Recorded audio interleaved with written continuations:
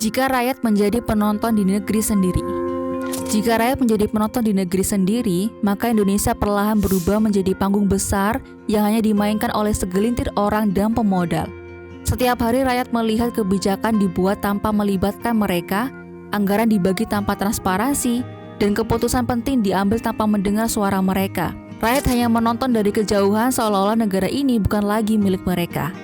Mereka menyaksikan tanah-tanah subur diambil alih, sumber daya alam dikuasai korporasi besar, dan kebijakan publik melayani mereka yang punya kekuasaan. Dan yang paling menyedihkan, rakyat mulai terbiasa menjadi penonton. Karena setiap kali bersuara, suara itu seringkali tenggelam atau dianggap tidak penting. Ketika rakyat hanya menjadi penonton, ketidakadilan tumbuh tanpa hambatan. Harga kebutuhan pokok naik, tetapi rakyat hanya bisa mengeluh.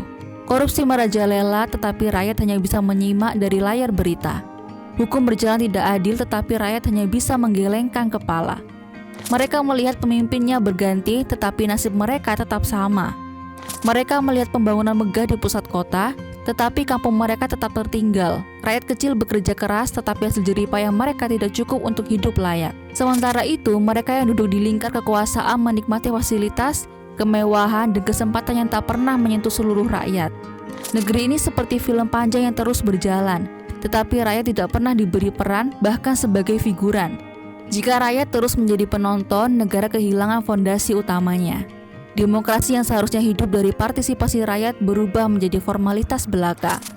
Pemilu hanya menjadi acara 5 tahunan untuk memilih aktor baru, tetapi skripnya tetap sama dan panggungnya tidak pernah berubah. Ketika rakyat berhenti bersuara, berhenti bertanya, dan berhenti menuntut, maka kekuasaan semakin jauh dari kontrol publik. Para pejabat akan merasa bebas melakukan apa saja, karena mereka tahu rakyat hanya menonton, bukan mengawasi.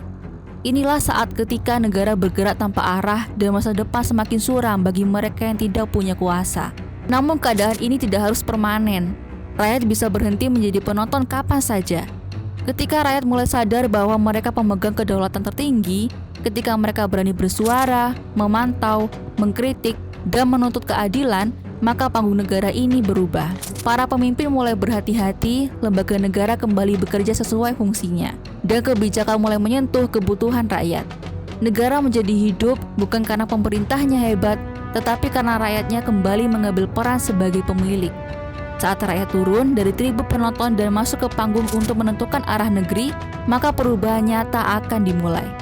Jadi pertanyaannya adalah, apakah kita rela terus menjadi penonton atau saatnya mengambil kembali peran sebagai pemilik negeri ini?